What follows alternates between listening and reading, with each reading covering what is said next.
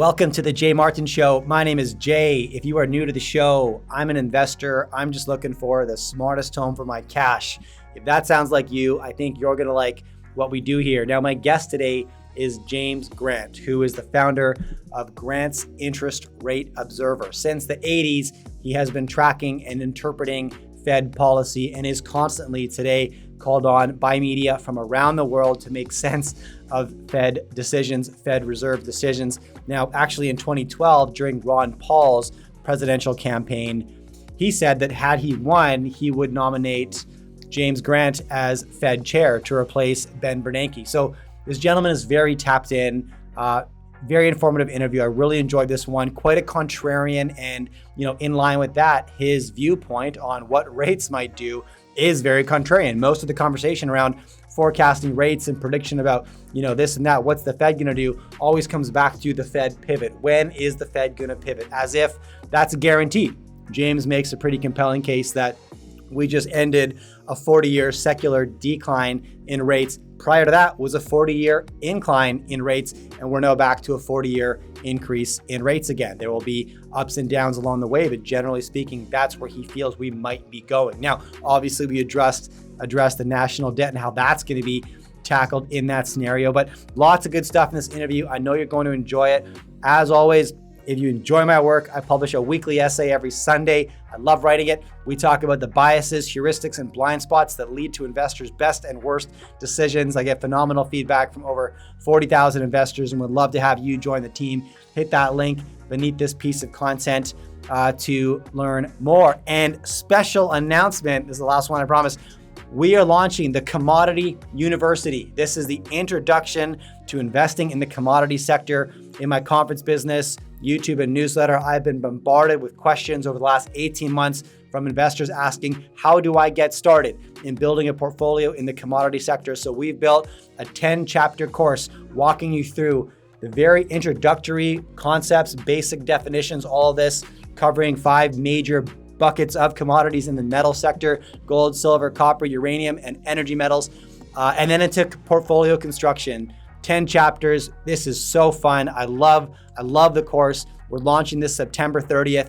Hit thecommodityuniversity.com to get a notification when we launch this, or just go ahead and sign up. thecommodityuniversity.com. This is the one-stop shop for anybody looking to build a portfolio in the commodity sector. All right, that's it. Here is James Grant. Enjoy. This is Jay Martin. Okay, here I am joined by James Grant. James, it's an absolute honor to have you on the show. Thanks so much for making the time today. Well, you're entirely welcome, Jay. Nice to be with you.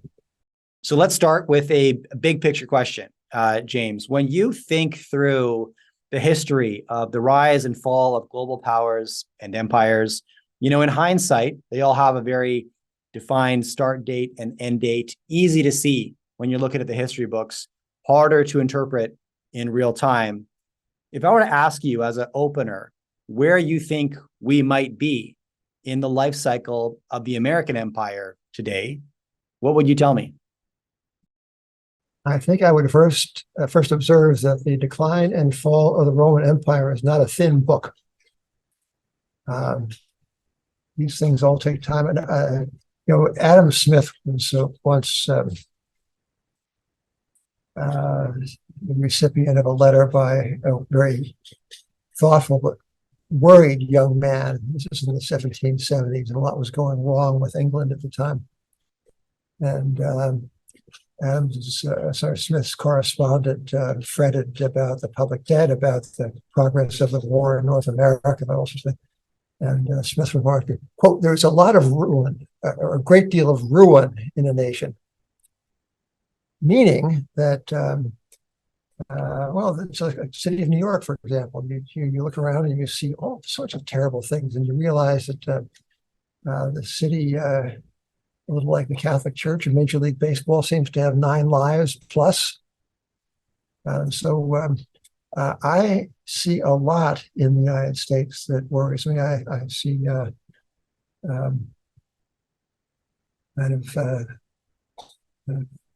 fiscal ruination before our very eyes. We see a $2 trillion deficit in a year of nominal prosperity. I see great profusions of bank credit, central bank credit that is brought into being through through not quite arbitrary, but through the not always well-informed deliberations of a panel of economists. And these things a little bit remind me of the financial decline and fall of great powers. You know, to take the case of England, in retrospect, one can see that the First World War rather knocked the stuffing out of that country, to use a phrase I think that Paul Johnson used. And before World War One, London was the financial center of the world. The pound sterling was defined as a weight of gold bullion, and that weight was inviolable. And the pound sterling was thought to be itself a permanent fixture in the world's monetary affairs. And comes the war, comes enormous debts and losses of that war, and suddenly London is no longer the center of the world, financially speaking.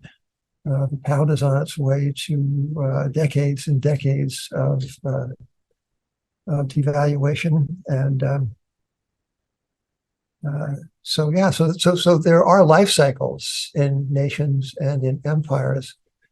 But just as you said in your question, Jay, in the moment, it is awfully hard to avoid falling into the trap of being, as they say on Wall Street, early. Mm-hmm. Yeah. Okay.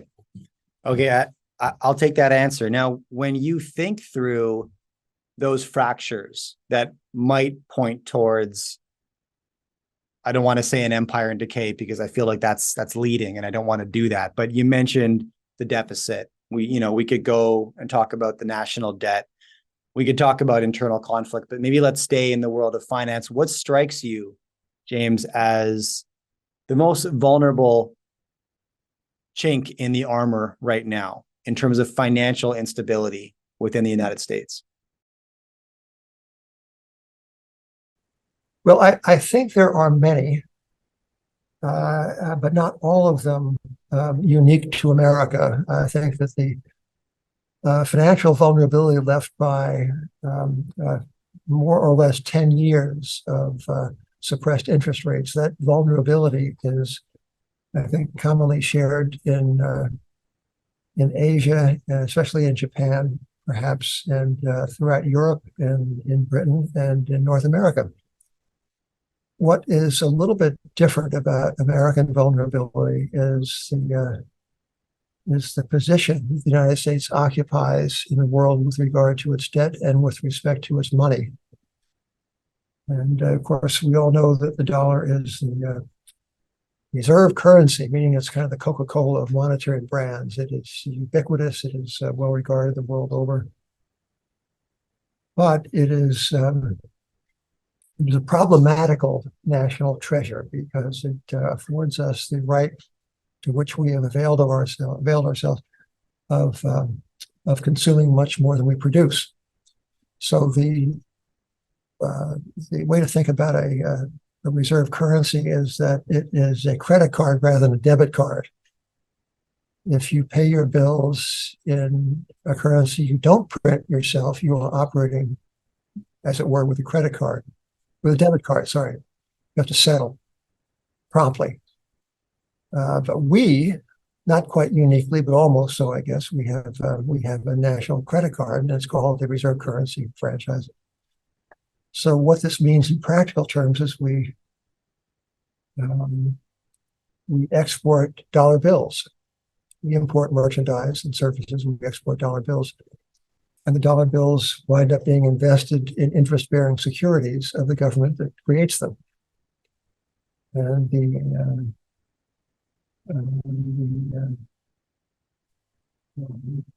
the paper trail of this, of course, is the immense holdings of treasuries, bills, and notes and bonds on the part of our Asian creditors. And what this does in the moment, this imbalance of trade and payments, is to facilitate the deindustrialization of the United States. Um, we use our currency to import rather than to produce. I'm generalizing now. Of course, we do export a fair amount, but the reserve currency privilege has afforded us this opportunity of living on our credit. We have availed ourselves of it, as who wouldn't? I think if you ask the good people of Zimbabwe or Argentina, where they wouldn't mind a little bit of the reserve currency life, I dare say they'd say, let us taste it. But that so you asked too many minutes ago what is concerning about the United States financial position. So I would say, broadly speaking, our monetary and fiscal arrangements, in particular, the privileged position of the dollar, and still more particularly in the imbalance between what we own of other nations, our investments in other countries. On the other hand, other countries' equity interests in us. We own much less of them than they do of us. That's another part of the paper trail of the chronic imbalance brought about through our privilege with the dollar.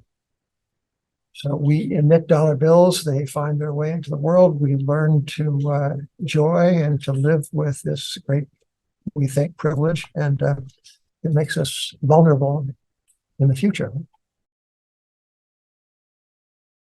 Well, it does, because people tend to abuse privilege. And you could say that, I mean, you mentioned 10 years of suppressed interest rates. We've had access to really, really cheap capital. A lot of people have abused that privilege. Maybe I want to pull on that thread a little bit, because the most common conversation that I hear within the, will the Fed pivot? Are we going to see higher for longer? All of this stuff. The dominant thread seems to be that we're going to see a pivot. We're going to see a return to lower rates in a pretty short time period. That's debatable depending on who you're talking to, but the pivot will happen seems to be almost consensus. Whereas you've pointed out quite correctly that rate increases and decreases tend to spread over 40-year time horizons. I mean, we sort of saw a general increase in rates from 1940 to 1980 and a general decrease in rates from 1980 to 2020. And you pointed out this is more frequently a generational trend. So would you suggest that trend will continue as we've seen it over the last 80, potentially 120 years? Yes, this is a question, Jay, of almost pattern recognition and imagination rather than of empiricism, or of the application of a tested scientific theory. There's nothing scientific about this. One observes that interest rates have tended, note the past tense, have tended to move a generation length intervals up and down. They fell through the last, call it 30 years of the 19th century. That is 1870 or so after the Civil War to about 1900, rose for 20 years, 1920. Declined 1921 or so through 1946, sometimes with the help of government suppression as in World War II. And then 1946 embarked on a 35-year rise, not evenly, but persistently. It took 10 years for the rates to rise, even 1 percentage point. But then in the 1960s, 70s, things began to pick up with the inflation of that era. So 35 years to the upside, culminating in 1981 with these mountainous interest rates, the Everest of the long bond yield at 15%. My goodness, people could scarcely imagine it now. And a retesting of those levels later on in the 80s, but things did peak in 1981. And there followed not 10, not 20, not 30, but 40 years of irregular but persistent decline. 40 years. So you don't have to have do much imagining to try to reckon with the conditioned behavior that 40 years worth of shared experience will inculcate in an investment community. That's a lot of muscle memory. So you have to be, yes, even older than I am, yeah, to have a vivid recollection of the before times. So what I do, I have actually don't be that old, but I'm here to tell you that from 1966, call it, through 1981, people came to understand one thing about interest rates, and as they went up, that was the shared experience, and at length became the shared conviction. And wouldn't you suppose that in 1984, when rates returned ever so temporarily to the heights of 81, almost, that people would say, here is an opportunity to invest in 30-year securities, yielding 13 and 14% U.S. Treasury, mind you.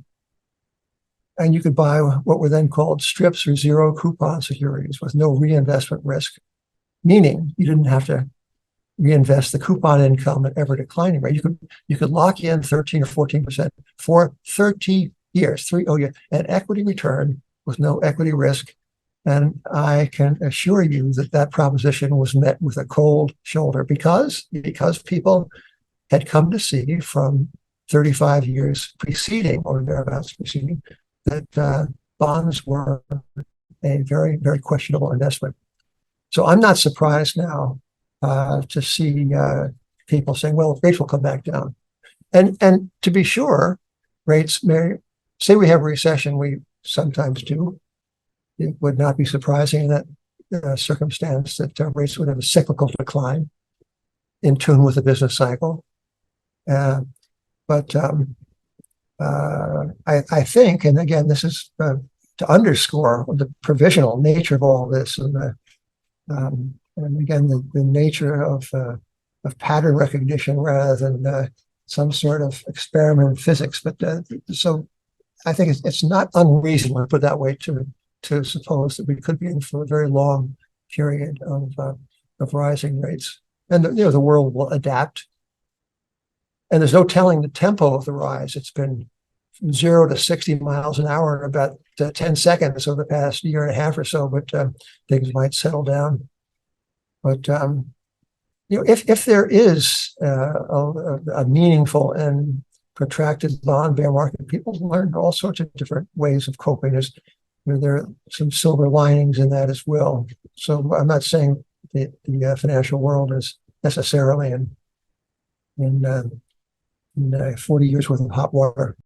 I publish a weekly newsletter every Sunday. If you would like to subscribe, hit the link right beneath this video. Now, I'm an investor, but I don't write about managing money. I write about managing my mind. Without question, the hardest and most important part of allocating capital through volatility and getting some back. If you want to read my newsletter, hit the link right beneath this video. I know you'll love it. Now back to the interview. Enjoy. Now I have to, because I know I'll hear about this in the comments, point out that maybe a difference today is the debts, and maybe Jerome Powell is rolling out Paul Volcker's playbook, but this is not, as I've heard you say, this is not Paul Volcker's economy, and that playbook might not work this time. And, if we're in a higher for longer environment, another secular rise in interest rates over the next 40 years with some corrections, yes, to mirror the business cycle, how can the United States afford the interest expense on higher rates for longer? How do you see that playing out? Well, that's a fine question, because suddenly interest expense is becoming a thing, right? It was you don't have to be you don't have to go back many years to recall certain monetary and fiscal statesmen saying that we should keep on borrowing because this is a kind of a modern monetary theory meme.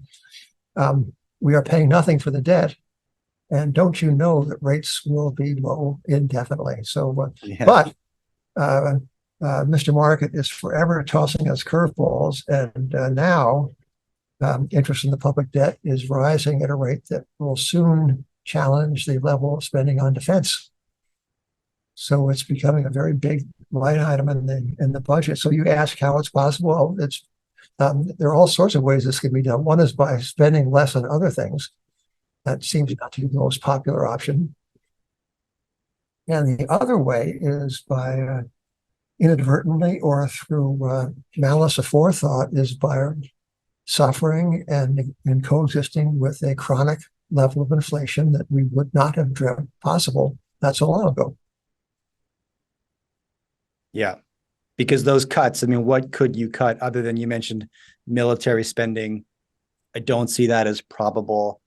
I might expect that cost to go up when we look at, we've been borrowing money from China to have a lot of our high-tech weapons manufactured in China. All of this, we're trying to reshore some of that. I'd expect, as a consequence, military spending to increase. I don't know if you think I'm on base, off base there. Otherwise, you could look at entitlements. That's political suicide. I can't imagine entitlements will get cut. But otherwise, I don't know what you could cut. To your point, you could spend less, sure, but where do you spend less? And it's not an easy answer, especially when you're looking at 2-year election cycles. Who's going to do that? Who's going to make the hard decision? And so the second option is therefore, and do you think that's the only second option, is just to become accustomed to persistently higher inflation as a course of our life in the future? Did I understand that correctly? Well, I'm not saying that I'm going to get accustomed to it, Jame, but others. I don't know how, if you are going to assume there's no reduction in outlays, and if you're going to assume that interest rates do not, conveniently return to zero. A colleague of mine, Evan Lorenz, suggests that the way out of this might be to suffer a recession. The Fed brings rates then again to zero and keeps them there indefinitely, forever. He was being slightly facetious. But so if we assume no change in our fiscal conduct and a world that is as prone to conflict and ill feeling as the one in which we live, I don't think there's much obvious that's going to happen to prevent outbursts of inflation, and that seems to be part of the social democratic choice we have made. Yeah. Okay. I want to get your thoughts on some of the impact that higher rates have had on the economy. But I guess what I want to know is, how much of the impacts have we actually seen thus far? And again, I watching some of your content recently, maybe it was an interview you did in the spring, you were saying, had you asked somebody or told somebody in January of 2022, when rates were effectively zero, that by the spring of 2023, rates are going to be 5.5%, what they thought the state of the market might be. And universally, almost anybody would have said it would crash. This would be, an overnight capitulation in the market. That hasn't happened yet. I don't know if it's coming, but my bigger thought around that is that things just take a lot longer to play out sometimes than we feel. And often when we attach dates to, crises or events we expect to happen. That's a rookie mistake. You never give a date. Yeah. Okay. Because then the date comes and goes. The event didn't materialize. Then where are you? Yeah, right. And you make the mistake of thinking, well, I guess it's just not going to happen then. When in reality, right, these things just take longer. So, what have we seen? And what do you think's to come though? And how far are we in really understanding the impact of higher rates? Because these things take a long time to trickle down into the pocketbooks of your everyday citizen. Yes, they do. So there are a couple of thoughts here, Jay. One is that there are interest earners as well as interest payers in the economy, and the interest earning section was doing rather well with these higher rates. And so there are beneficiaries. There are people who forehandedly took out fixed rate mortgages at very low rates and who are not moving, and no crisis there. There are candidates for what might be termed popping rivets on this vessel that is kind of coming under pressure. And one is commercial real estate. Now, that is proverbially a slow-moving market. Transactions take a while. There's no listed buildings aren't listed on the NASDAQ. But what our friends at Green Street, for example, are seeing is that the cost of capital is rising and putting pressure on the valuations of buildings that were valued at much lower rates of interest.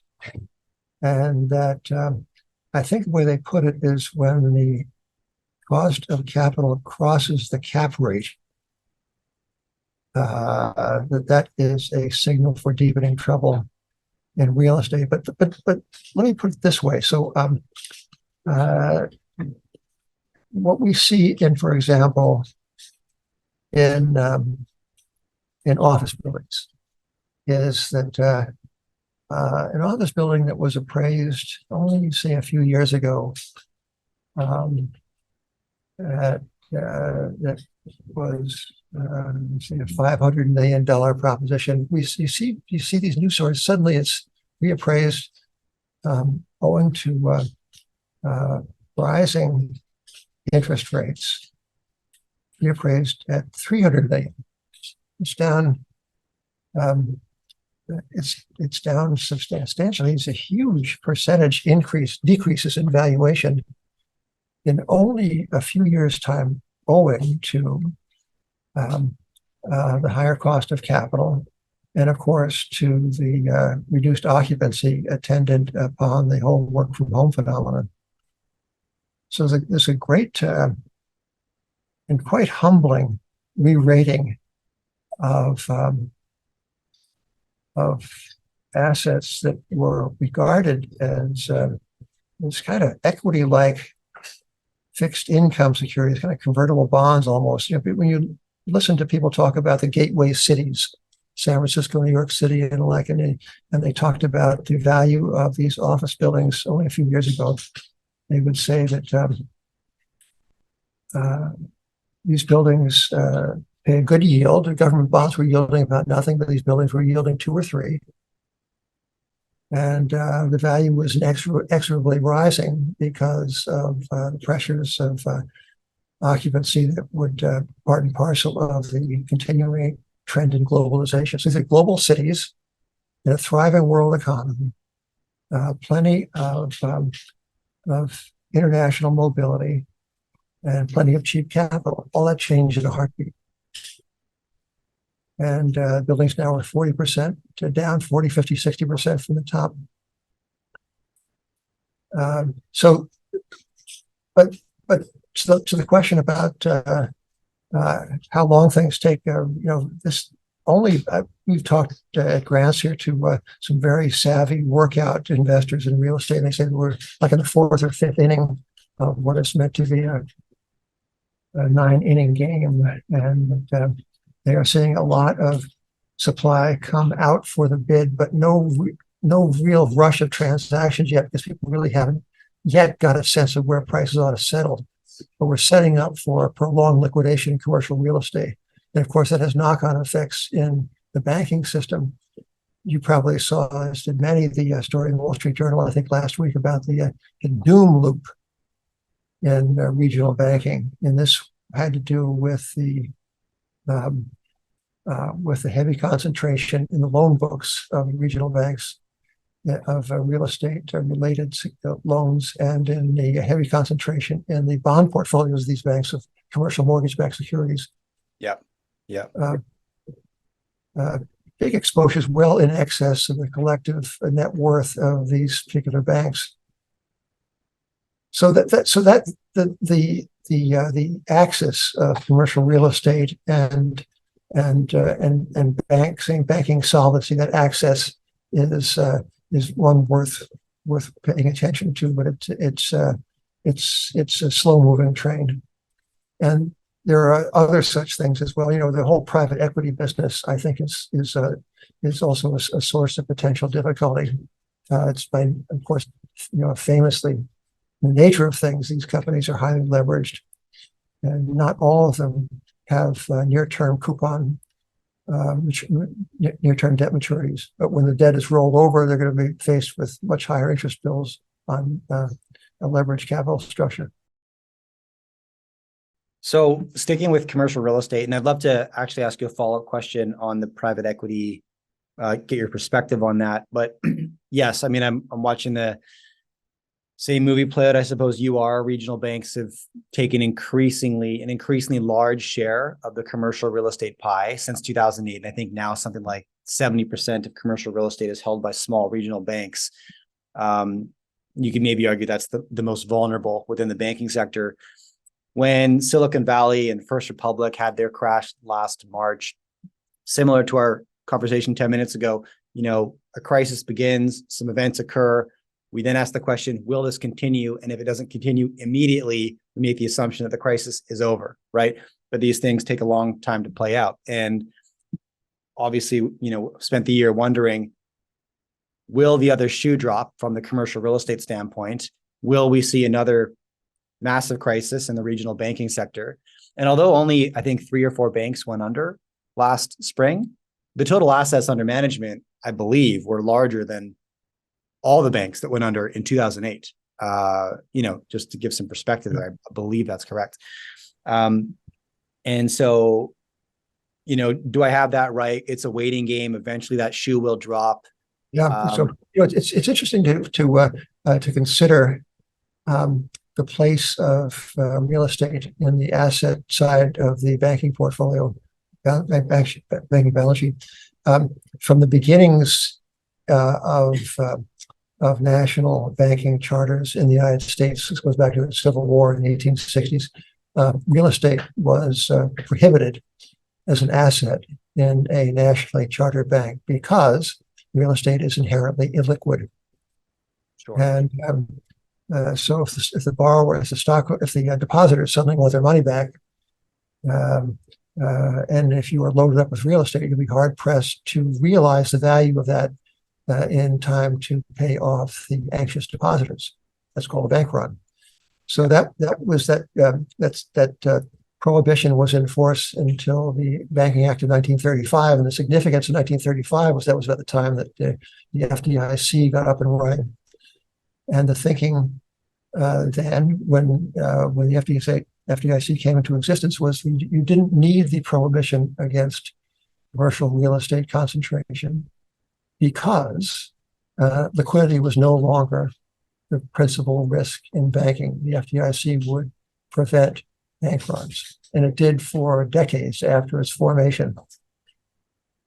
But I think now you're starting to be reminded of the wisdom of our ancestors with respect to the suitability of real estate as a banking asset. It's no easy matter to liquidate mortgages or even CMBS in some markets when you have to. So I think that the banking system is more vulnerable than it might be if the stigma against real estate were still a part of the canon of good banking practice. Okay. I want to pivot to private equity for a minute. And if you could explain 2 things as best you could on this front, I'd love to hear your perspective on why private equity is vulnerable right now. What is the crisis that might be occurring beneath the surface? And in tandem with that, what is the impact, right? What would the impact be if there was contagion in the private equity sector that did actually cause some kind of a crisis in the markets? Like, how would the average retail investor maybe feel that? What would we see occur from your perspective, James? Jerome Powell had a good call on this when he entered the Federal Reserve as a governor of the Federal Reserve Board in 2012. So I happen to have in front of me, Jay, I happen to have this quotation from Chairman Powell. And you recall, he was a former private equity promoter himself. And at a meeting of the FOMC in 2014, he said this, quote, "We are not at peak level ebullience," said Powell, "but we're in the same zip code, and we have rates that are going to remain low for years ahead. So it's possible, it's plausible," he said, "plausible to me that our policy could push the price of financial assets much higher and set up a reaction that could significantly harm the economy. It's not a prediction, but a real risk." So he was early. That's no sit around Grant's interest rate observing. But his point was valid in 2014. And it is certainly valid today. If you look at the ratio of debt to what they call EBITDA, which is earnings before interest, taxes, depreciation, and amortization, have a liberal measure of corporate cash flow that's like 6 times. And that is a very aggressive level of leverage. That was at the year end 2021. And it's probably understated because the deal doers, the promoters, when they construct these transactions, assume a lot of efficiencies that don't always come to fruition. So the cash flow is ordinarily understated. Sorry, the cash flow, the corporate managerial efficiencies are overstated, and therefore cash flow is overstated and leverage understated. So I think that an Oaktree was out with I think it's on their website. They have a very good piece on the risks in front of us with respect to private equity. I think they're serious, and they are certainly they are not going to diminish as rates continue to rise, if indeed rates continue to rise. Okay. In 2012, Ron Paul was running for president. He had mentioned he would nominate you for Fed chair to replace. You ever wonder why he didn't win? I'd love to hear your take. Okay, I get it. Okay. But, he had said publicly he would nominate you as Fed chair to replace Ben Bernanke. Well, that is the very best way to enter public service. It's in the imagination of the honored almost nominee, and you get to enjoy the glory of the attention without any anxieties of office. Well, I'll pull on that. I mean, what would you do differently from Jerome Powell today if you were in the Fed seat? Well, I would not like to inherit his problems. If I don't think that I should own his problems, when I would have been a perfect Fed governor from 2012 on. So that's one consideration, Jay. Sure. Yeah. But I think that I think he has a very difficult hand, as we all can agree. If I were he, I think the first thing I would do is talk less. And when I did talk, I would speak in the language of humility rather than that of future tense, how to say it, the future tense bureaucratic, by telling people how things are going to work out and how we are going to meet those things that we are certain will work out in a certain way. I mean, the Fed's got no business making forecasts given its record. And central bankers, until fairly recently in this history of central banking, did not say anything but let their own actions talk for them. Thinking around the Bank of England was that saying too much is like, this is a kind of an antique comment, so forgive it, but it's an actual comment from the Bank of England. The governor is saying that it is like a woman protesting her purity or her innocence. You simply don't claim things that ought not to be talked about, such as how the future is going to look. So when the Fed gets up in 2021, was it, and says that we are going to compensate for periods of low inflation by cleverly engineering offsetting periods of higher inflation, such that the average rate of inflation, they have no power over that. You have to, as the Fed chairman, you have to give respectful notice to the power of circumstance. You have to allow for the unexpected. You have to defer, I would say, to the desirability of interest rates discovered in the marketplace rather than imposed from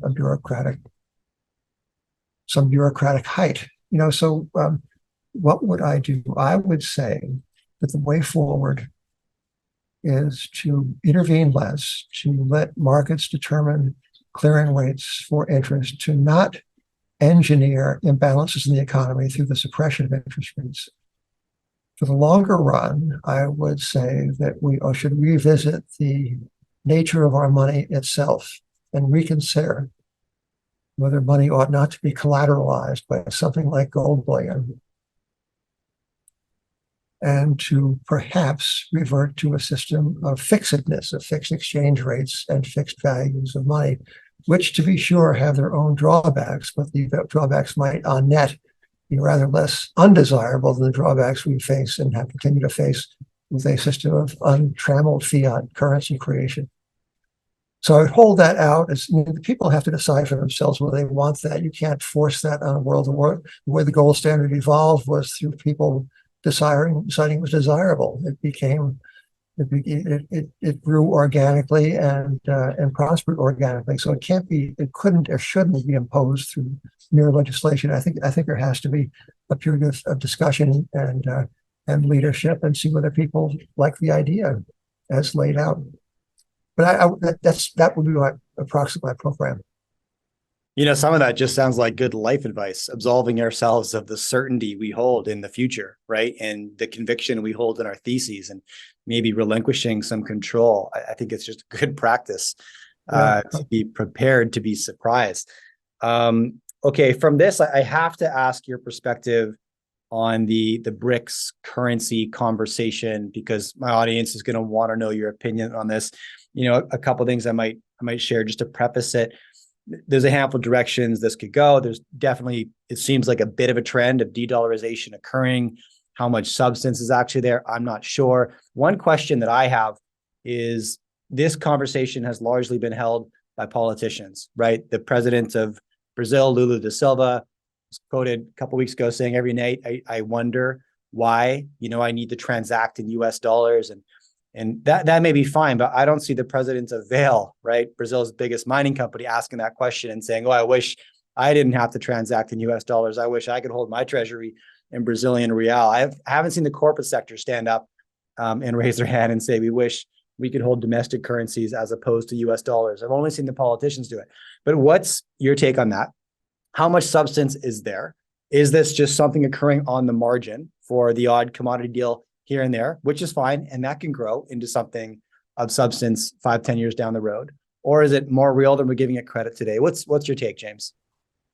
I would say it's a political PR rather than financial substance. I don't see this as being a movement. To be sure, over the course of years, decades, generations, currency preferences do shift, but they shift so slowly. The pound sterling was the dominant world currency, and then it stopped being so. It lost market share through the 20s and the 30s, but until the 1960s and 70s, and the Commonwealth countries of the former British Empire remained the favorite transaction currency. So there's a lot of habit in monetary choice, and the dollar, we shouldn't underestimate the dollar's advantages. Certainly, I criticize the dollar system, the unanchored kind of improv credit creation system that we have now. But there's something to be said for a familiar, ubiquitous, and universally accepted medium of exchange, and the dollar answers most of those criteria. Yeah. Okay, thanks for that. I appreciate that. My next question, I'm going to pivot back to the markets, I think, to wrap us up here. If we are transitioning from what was a 40-year secular decline in interest rates into potentially a 40-year increase, if we reflect back in the 1980s to the 2020s, the era of cheaper and cheaper and cheaper money led to a handful of very speculative bubbles that, obviously the dot-com bubble, the housing bubble in 2008, the everything bubble in 2020. Do pivots in secular trends of interest rates also, from your perspective, cause a shift in investor activity? Like, could we also be shifting maybe to an era of yield investments and value investing as opposed to, gambling on speculative tech stocks as we've done so much of in the previous few decades? What do you think? I think so. I guard myself a little bit about this because I certainly hope so. And one must always strain hope from cool left-brained investment calculations, although it's certainly not easy to do. But one of the things we've been thinking about here at Grants is the changing correlations that might be in the offing owing to a change in the interest rate regime. The 60-40 retirement portfolio, 60% equities, 40% bonds, that's a function of the perceived correlation between bonds and stocks, not the actual correlation during a time of disinflation or low inflation. Stocks don't do well, bonds will rally, vice versa. But in a time of stagflation, you could have recession with unacceptably high rates of inflation, unacceptable to the marketplace. And lo and behold, stocks could decline as bonds decline. We've seen a little bit of that in the past couple of years. So correlations, I think, for example, the correlation between real interest rates and gold is changing in favor of gold bugs, of whom I am one. And who'd have thunk it that get a 5.25%, 5.5% funds rate, and the gold price would be a 1,900 number instead of a 1,600 number. So it seems to me that that if this thesis of a looming secular change in the direction of rates is at hand, if that's the case, then all manner of familiar correlations between assets and economic activity that could come in for a change, and value stocks could do rather well. I'm hoping they will for reasons of my own asset allocation. Gold does well for the same reason. But I think it's kind of an exciting time. You get to think about new things. You get to think about how new relationships might develop. But treasuries had kind of a monopoly on the idea of financial safety when interest rates were persistently declining and when the treasury's credit was reckoned as AAA. Well, now the treasury is kind of a split-rated credit. There is increasing doubt about its solidity. I think that doubt is well warranted. So maybe gold reclaims more market share in financial safety. So those are some of the things we're thinking about here. Well, that to me seems like a more important thread to follow when I think about, currency alternatives and what the BRICS are up to and all of this, because the evidence is more tangible, right? We're seeing a massive increase in central bank gold acquisitions. And I don't have the most recent report in front of me, but as of end of March, I think the rolling 12-month central bank gold acquisition number was over 1,200 tons, which is colossal. And that's like a 50-year record or a 40-year record. And, it doesn't mean that these countries are going towards a gold standard, but it does mean they're seeking optionality, or I think it might mean they're seeking optionality. You think rather better of these people, these money printing people, these money printing fiends when they buy the thing that I'm buying. Yeah. They're not so bad after all, right? Well, yeah, they are. Yeah, they are. It makes me wonder what they're paying attention to, right? Why? Because it does give me confidence. I mean, I hold a lot of physical gold, and when I look for torque in the market right now, I'm loving. It's a little bit like having it both ways. I've checked myself on this too, because do you really want to be in the same company as is that good investment company? I can see his reasoning. I can see the reasoning of countries that watch the United States in a rather high-handed way impose sanctions here and there and say, well, we have a lot of dollars, perhaps a little bit of that monetary asset that preceded the dollar that has given good service over the millennia, and then it's no one's liability. That might be something good to have in the vault. And I like that chain of reasoning, no matter who says it. But So that I think some of that is at work in the world as well. Yes. Okay.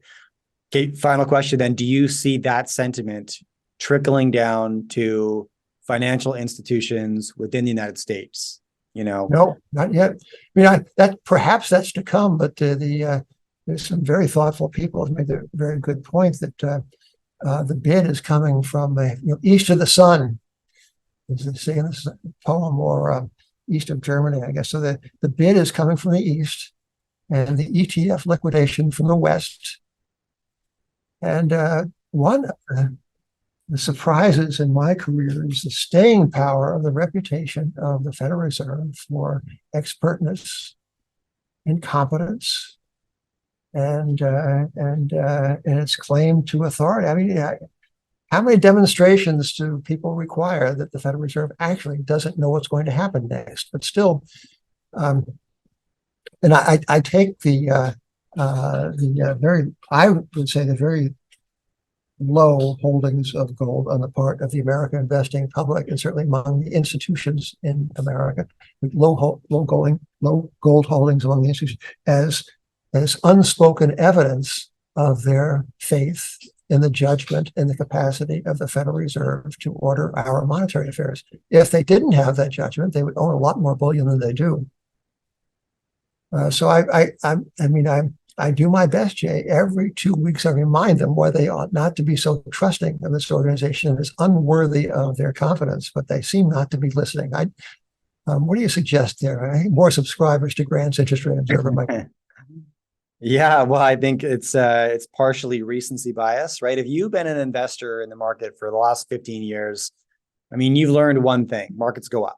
Sometimes they correct and then they go up again. Now, 15 years isn't forever, but it's a long time for a lot of new money to have arrived, new investors to have matured, whole careers, essentially have occurred there. And so, recency bias is really strong, and it doesn't seem so recent if it was 8-9 years ago. We're creatures of habit. And, we also want to be led, unfortunately, because the reason I love gold is because of the sovereignty it gives me and the optionality outside of, it's the one asset I can really justify as having no counterparty risk. So I feel like it puts me in the driver's seat, and I like that, right? But to get there, you have to first acknowledge that nobody's got your back. However, that's a good thing, right? If nobody's got your back, it puts you in control. Well, then how do you solidify control? And then you sort of go down the path. And that's what, that's how I ended up owning physical gold. But there's no shortage of examples of the Fed attempting to have your back, right? And swooping in to save the day. It's got your back, it's got your front, it's got got your head. Full Nelson is what it has. Yeah. I mean, it's especially it's got your head. That's the whole drift of monetary policy towards managing expectations and talking things up or talking things down, of getting people to think along the lines of the Board of Governors. I think it's a very worrisome tendency, this whole business about communications. What's the messaging? That's the word. What's our messaging? Our messaging is a funny line in American political history about one of the candidates for office, like President, maybe 1924, and the candidate was popping off in ways that were not advancing his cause, and his handlers told him, "What we want out of you is silence and damn little of that." Right. We want out of the Fed silence and precious little of that. I want them to stop coaching from the sidelines, like little league parents. No, don't you? Yeah. Get on base. Interesting.